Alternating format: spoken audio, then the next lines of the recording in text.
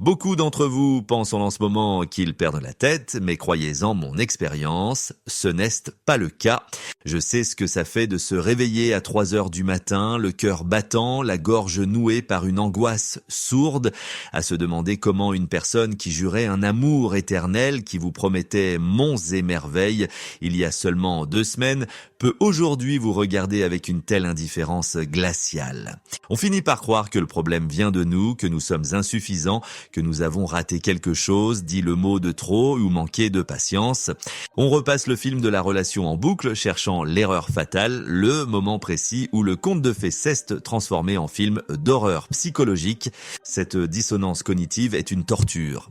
Votre cerveau essaie de réconcilier l'image de l'ange du début avec le démon qui se tient devant vous.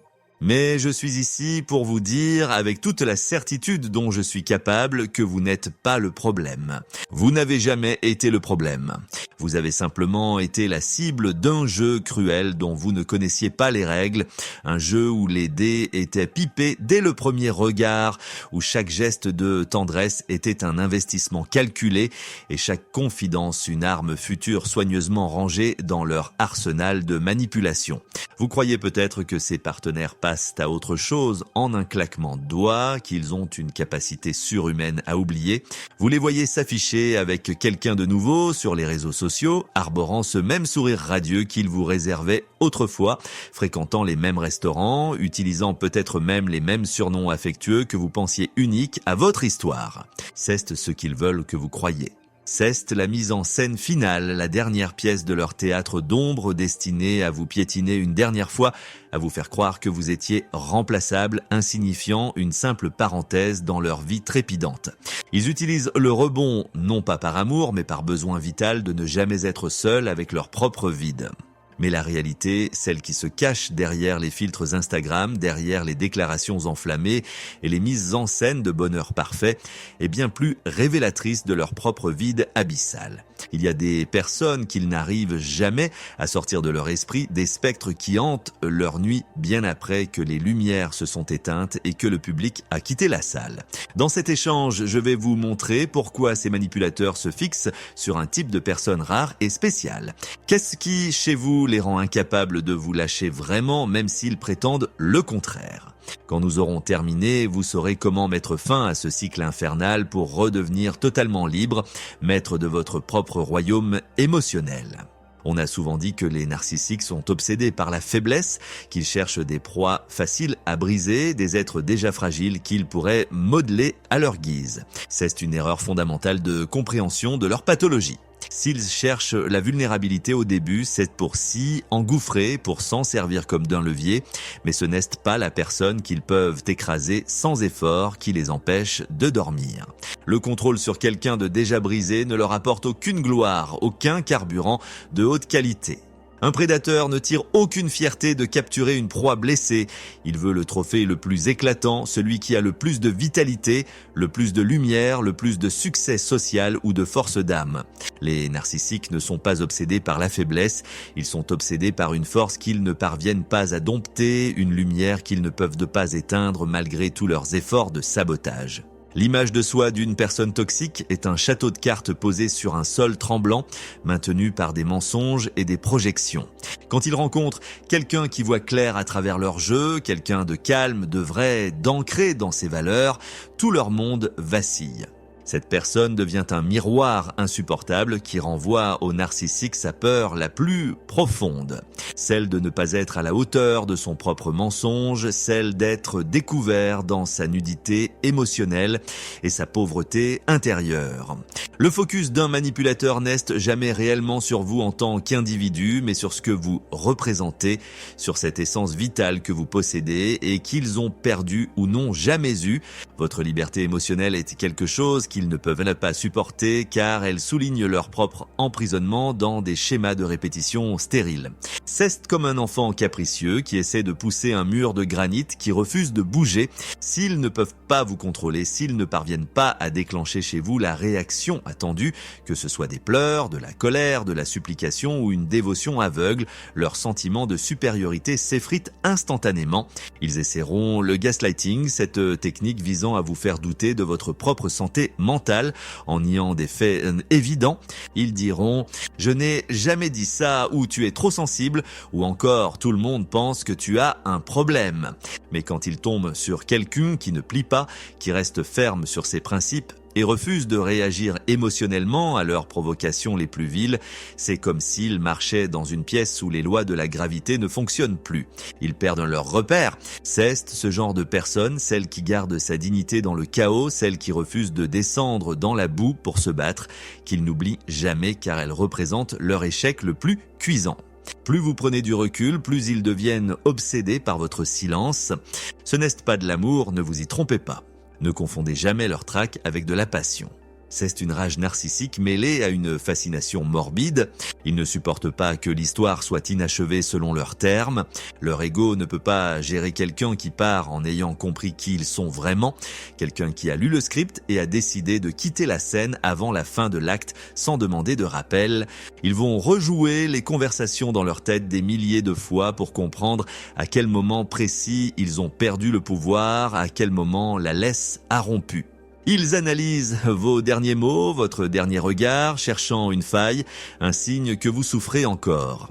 Peut-être avez-vous déjà vécu cela, vous bloquez une personne toxique, vous disparaissez de son radar, vous commencez à reconstruire votre vie et soudain, après des mois de silence radio, elle réapparaît avec un message anodin, une photo souvenir, un jet pensé à toi en voyant ceci ou des excuses qui semblent sorties de nulle part. C'est la technique du hoovering, l'aspirateur émotionnel. Ce n'est pas du regret sincère, c'est le bruit d'une personne qui essaie désespérément de reprendre les commandes de votre esprit, de vérifier si l'hameçon est toujours planté. Ils peuvent même utiliser des singes volants, des amis communs ou des proches qui l'ont manipulé pour venir prendre de vos nouvelles et rapporter chaque détail de votre vie à leur maître.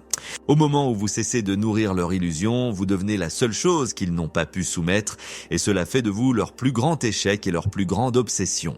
Les narcissiques sont attirés par les personnalités fortes et lumineuses comme les papillons de nuit par une lampe halogène. Ils veulent posséder votre force sans draper comme d'un manteau pour paraître plus important, plus stable, plus humain aux yeux du monde. Ils se nourrissent de votre empathie, de votre créativité, de votre joie de vivre.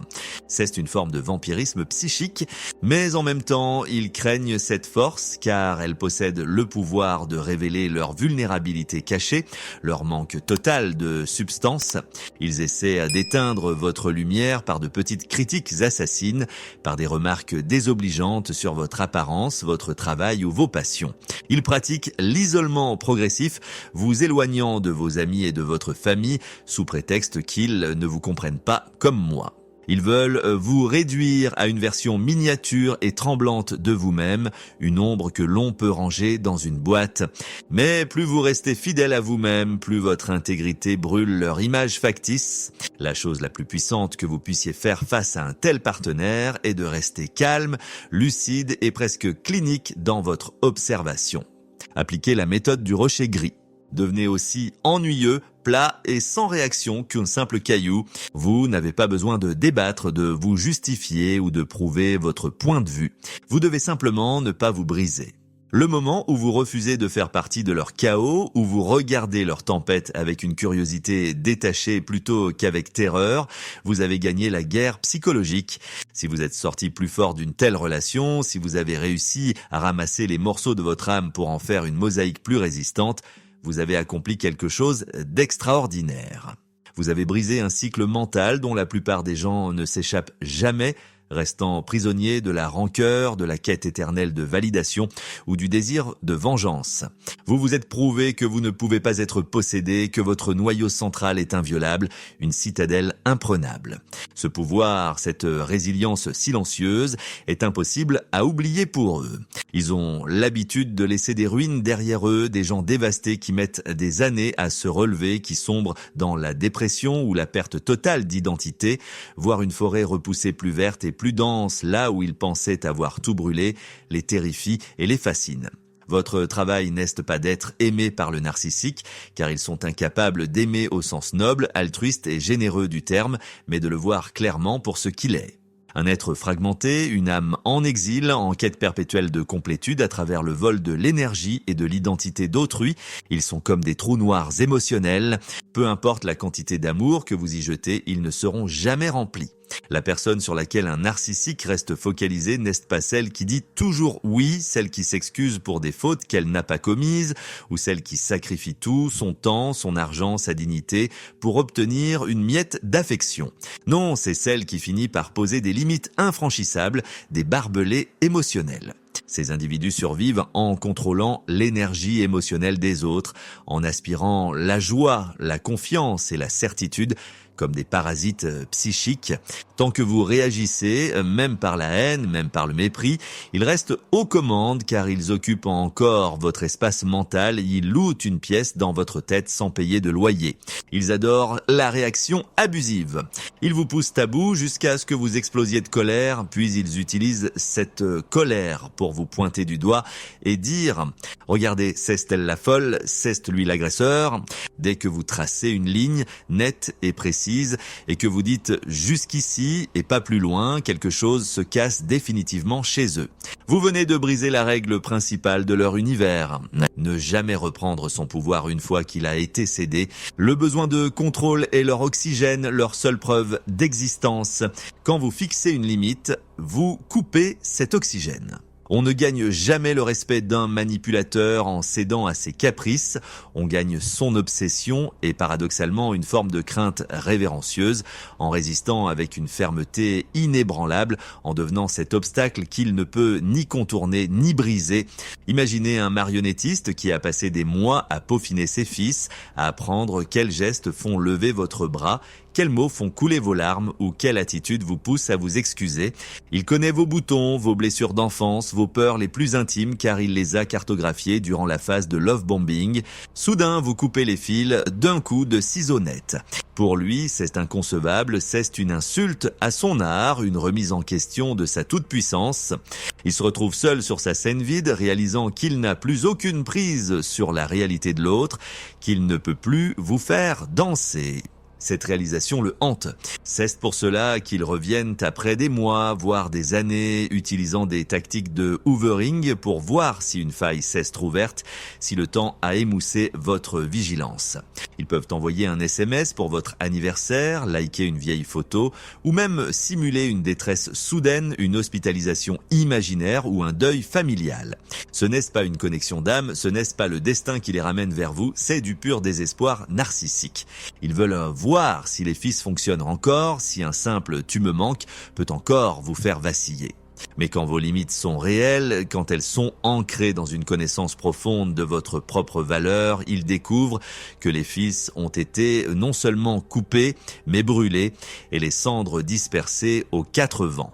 Les limites ne servent pas seulement à vous protéger des assauts extérieurs, elles servent à définir le périmètre de votre identité, à dire au monde qui vous êtes. En posant une limite, vous envoyez un signal puissant à l'univers et à vous-même. J'ai de la valeur et cette valeur n'est pas négociable, elle n'est pas à vendre, elle ne dépend pas de ton approbation. Les narcissiques ont soif de confusion, d'ambiguïté et de dépendance affective. Ils sont allergiques à l'ordre, à la clarté et à la vérité brute. Fixer des limites est une tâche ardue au début car ils vont hurler, vous accuser d'égoïsme, de froideur, tenter de vous culpabiliser en utilisant vos propres valeurs morales contre vous. Ils vont dire que vous avez changé, que vous êtes devenu toxique, l'ironie suprême.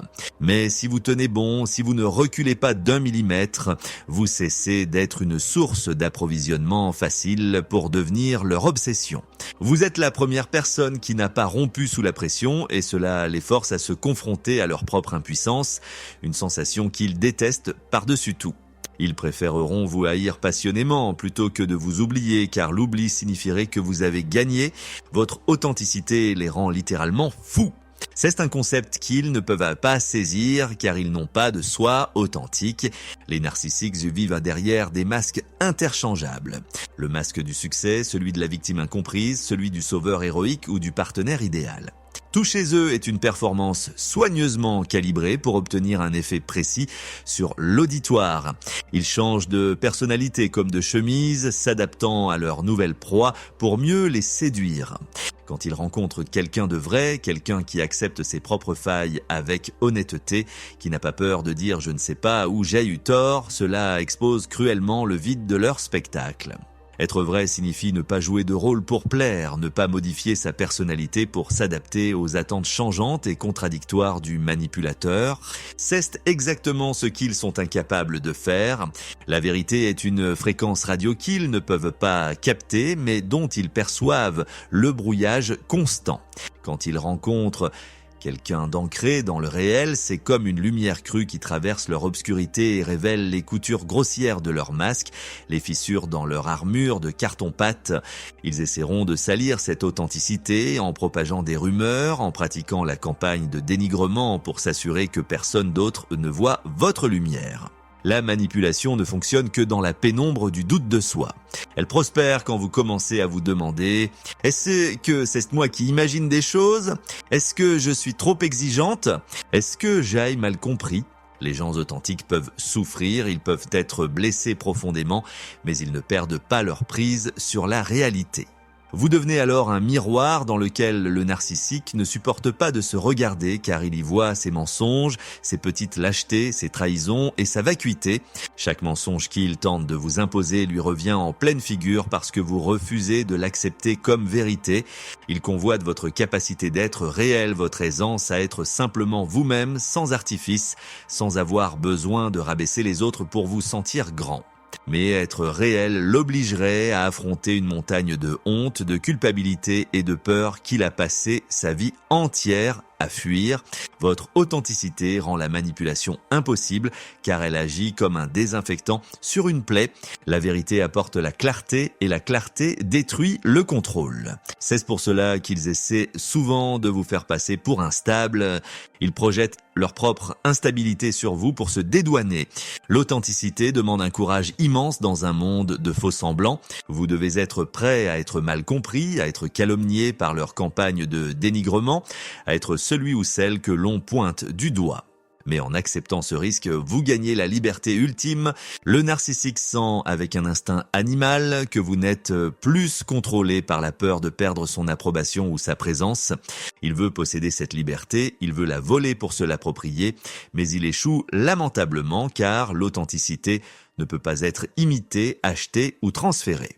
Votre vérité est un feu sacré qui révèle sa nature artificielle. S'il ne peut pas vous oublier, s'il continue de surveiller votre vie de loin, tapis dans l'ombre des réseaux sociaux ou à travers des faux profils, c'est parce que vous lui avez montré quelque chose de réel, mais peut-être la seule chose réelle qu'il ait jamais croisée dans son désert affectif. Vous n'avez pas nourri son fantasme de grandeur, vous l'avez brisé par votre simple présence honnête, et cela, il ne vous le pardonnera jamais, mais il ne pourra jamais s'en détacher non plus.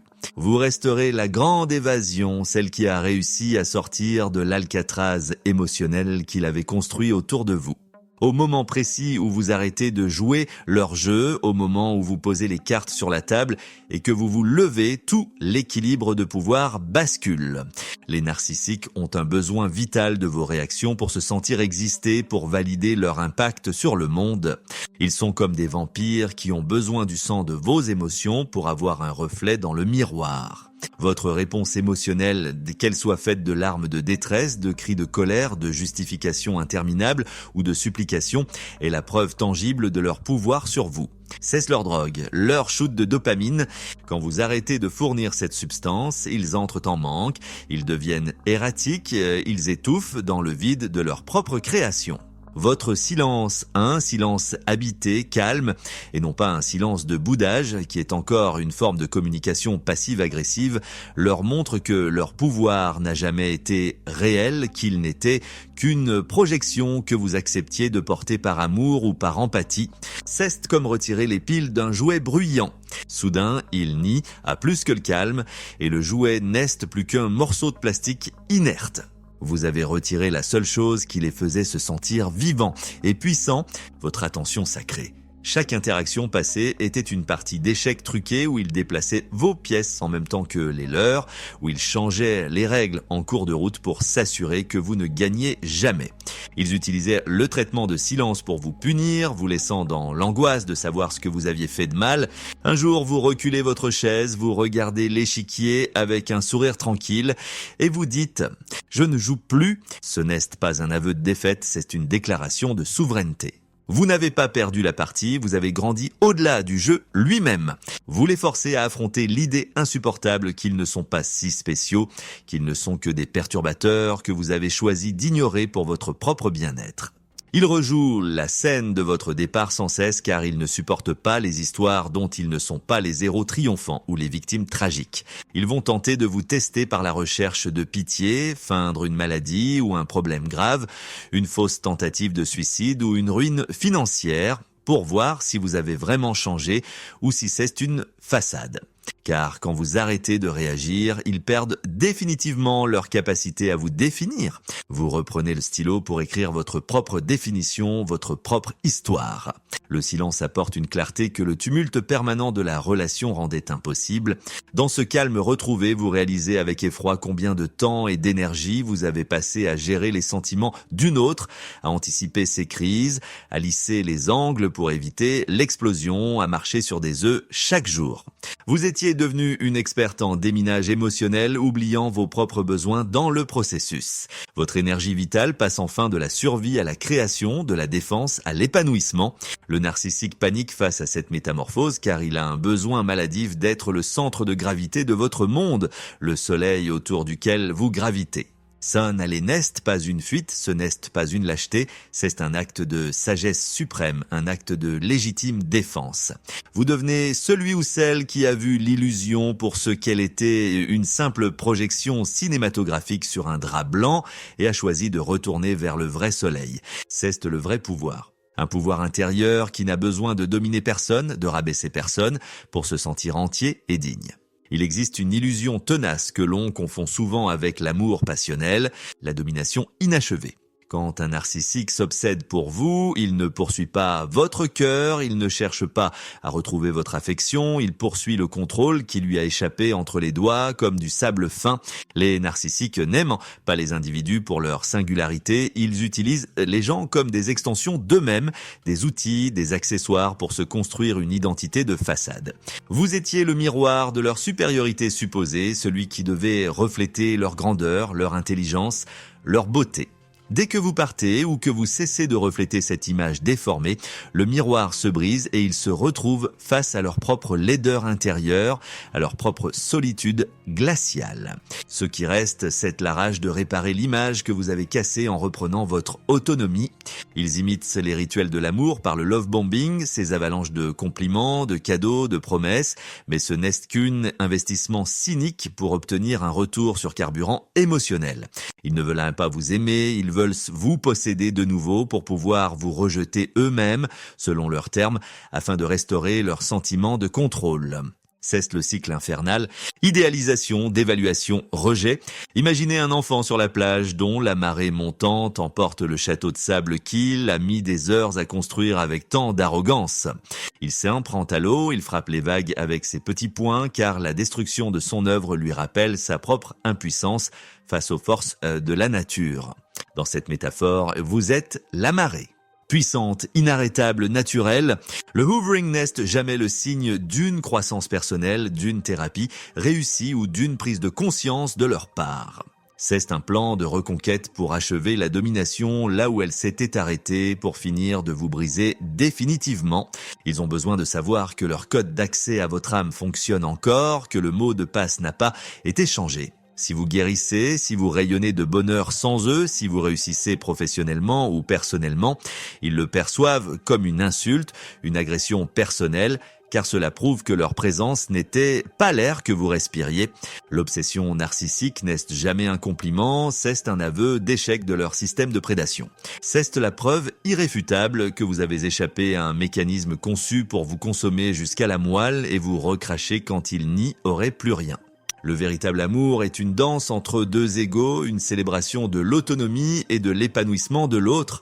L'obsession narcissique est une question de propriété foncière, de territoire. Votre refus de vous soumettre, de vous excuser d'exister ou de porter leur honte à leur place montre le vide sidéral caché derrière leur masque de confiance. S'ils continuent de surveiller vos réseaux sociaux, de demander de vos nouvelles à vos amis communs avec une fausse inquiétude ou de parler de vous en mal, la fameuse campagne de dénigrement pour sauver leur réputation, c'est qu'il y a une lutte de pouvoir qui fait rage dans leur esprit. Ils essaient de réécrire l'histoire pour ne pas être les perdants. Ils diront à tout le monde que vous étiez la personne instable, que vous les avez trompés ou maltraités. Votre manque d'intérêt total, votre indifférence polie mais glaciale est la seule arme contre laquelle ils n'ont aucune défense. Votre liberté est de leur plus grande souffrance, car elle est le rappel constant de ce qu'ils ne pourront jamais atteindre, la paix intérieure. Se libérer d'un narcissique, c'est bien plus que quitter un partenaire toxique, c'est reprendre sa capacité d'aimer, de faire confiance et de vivre sans la peur d'être anéanti. L'obsession qu'il manifeste parfois à votre égard, même des années après, est la médaille de votre force. Il ne regrette pas la personne merveilleuse que vous êtes, il regrette l'utilité que vous aviez pour leur ego, le confort que vous leur apportiez en absorbant leur stress et leur névrose. Vous gagnez la partie au moment précis où vous refusez de rivaliser, de vous venger, de leur envoyer des preuves de votre bonheur ou de prouver quoi que ce soit. Chaque personne toxique que vous avez croisée était un miroir déformant que la vie a placé sur votre chemin pour vous apprendre à ne plus chercher votre valeur à l'extérieur. En cessant de chercher désespérément votre reflet dans leurs yeux sombres et changeants, vous avez enfin pu vous voir clairement dans votre propre lumière. La guérison n'est jamais une ligne droite, c'est un chemin sinueux fait de rechutes, de moments de tristesse intense et de victoires silencieuses. Mais chaque fois que vous refusez une provocation, chaque fois que vous ne répondez pas à un message de test, vous gagnez du terrain sur la terre ferme de votre nouvelle vie. Vous n'êtes plus la proie qui fuit essoufflée et terrifiée, vous êtes le maître de votre destin qui marche vers l'horizon avec une boussole intérieure enfin réparée. Pour vous aider à ancrer cette nouvelle force et à ne plus jamais vous laisser dévier de votre chemin, voici 4 leçons vitales, forgées dans le feu de l'épreuve, de la douleur et de la résilience. Premièrement, le silence est votre arme la plus sophistiquée et votre bouclier le plus impénétrable. Répondre à une attaque, se justifier face à un mensonge, c'est accepter de descendre dans l'arène boueuse du manipulateur, là où il connaît tous les coups bas. Le silence n'est pas un vide, c'est une décision consciente et souveraine de garder votre précieuse énergie pour votre propre reconstruction. C'est se dire sans un mot, avec une dignité absolue. Tu n'as plus de droit de citer dans mon esprit, tu n'as plus accès à mon cœur, tu es devenu un étranger. Le no contact n'est pas une punition pour eux, c'est une protection pour vous. Deuxièmement, votre valeur intrinsèque ne dépendra jamais, au grand jamais, de l'opinion ou du regard d'un miroir brisé. Un narcissique est comme un miroir fêlé qui renvoie une image déformée, grotesque et laide de tout ce qu'il croise. Si vous cherchez votre valeur dans ses yeux, vous ne verrez que des morceaux cassés, de la déception et de la haine. Ils projettent sur vous ce qu'ils détestent en eux-mêmes. La seule approbation qui a le pouvoir de vous libérer, de vous guérir et de vous faire grandir est la vôtre. Apprenez à être votre propre témoin bienveillant, votre propre meilleur ami, celui qui ne vous trahira jamais. Votre boussole interne doit être recalibrée sur votre propre vérité. Troisièmement, la fermeture de l'histoire, le closure, ne viendra jamais d'eux, elle doit être un acte unilatéral de votre part. Attendre des excuses sincères, une explication logique, un aveu de culpabilité ou un moment de lucidité de la part d'un narcissique est une quête sans fin qui vous maintient enchaîné à lui par un fil invisible mais d'acier. Ils ne vous donneront jamais la clé de votre prison car ils aiment vous voir y rester.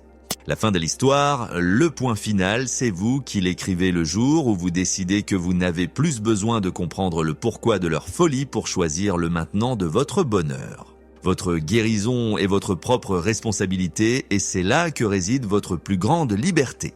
Quatrièmement, le vide abyssal en eux n'est pas et n'a jamais été votre responsabilité ou votre fardeau. Vous avez peut-être cru, avec votre grand cœur d'empathe, que votre amour, votre patience infinie ou votre sacrifice total pourrait combler cette faille, soigner cette blessure originelle. C'est une illusion dangereuse qui a failli vous coûter votre âme. On ne peut pas soigner quelqu'un qui utilise sa propre blessure comme une excuse pour frapper ceux qui tentent de l'aider. Votre seule mission sur cette terre est de protéger, de chérir et de faire fructifier votre propre lumière. Ne la laissez pas s'éteindre dans une tentative vaine de réchauffer un cœur de pierre qui refuse de battre. Le complexe du Sauveur est le piège dans lequel ils vous ont attiré. Libérez-vous-en. Regardez autour de vous, regardez à l'intérieur de vous, dans les recoins de votre mémoire. Ou dans votre vie actuelle, jouez-vous encore, par habitude, par culpabilité ou par peur, au jeu de quelqu'un d'autre? Ou donnez-vous encore les clés de votre maison émotionnelle à une ombre du passé, au moment précis où vous décidez d'arrêter de justifier votre existence, de justifier vos choix ou vos émotions, tout change radicalement. Vous n'avez plus besoin de prouver que vous êtes une bonne personne à quelqu'un qui a décidé, par stratégie, de ne voir que vos défauts. Vous n'avez plus besoin de gagner un procès où le juge est aussi le procureur et le bourreau. Vous avez juste besoin de vivre pleinement, sans excuses, sans honte et sans regarder sans cesse par-dessus votre épaule.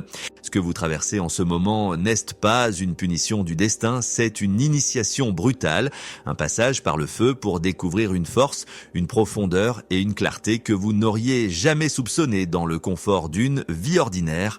Ne regardez pas en arrière avec regret, avec amertume ou avec le désir de ce qui aurait pu être si seulement ils avaient changé. Regardez en arrière avec le regard d'un guerrier qui connaît le prix exact de sa liberté et qui sait qu'il ne la bradera plus jamais. Vous avez acquis une lucidité chirurgicale, une capacité à lire les âmes, les intentions cachées et les non-dits que personne ne pourra jamais vous enlever.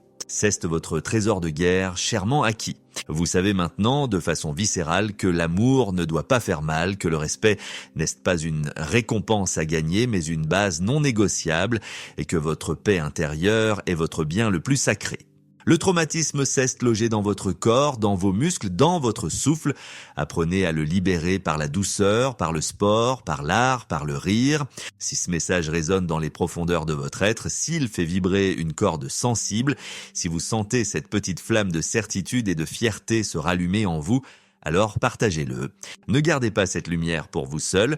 Tant de gens errent encore dans le brouillard épais et toxique de la manipulation, se croyant fous, coupables, laids ou indignes d'être aimés.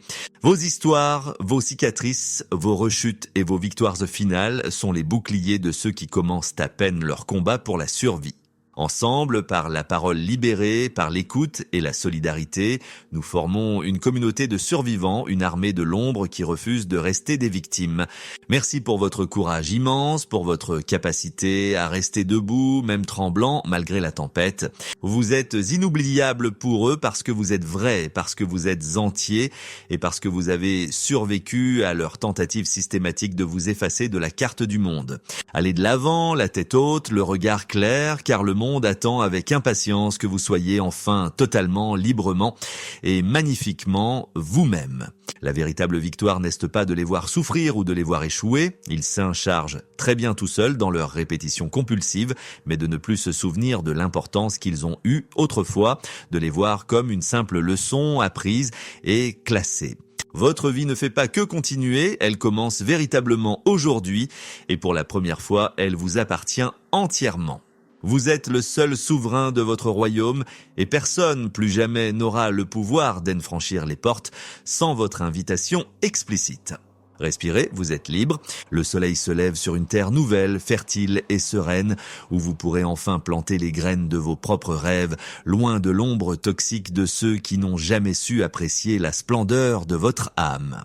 Vous êtes une force de la nature, une étincelle divine que rien ne peut éteindre. Soyez fiers de chaque pas, même petit, car chaque pas vous éloigne de l'enfer et vous rapproche de vous-même.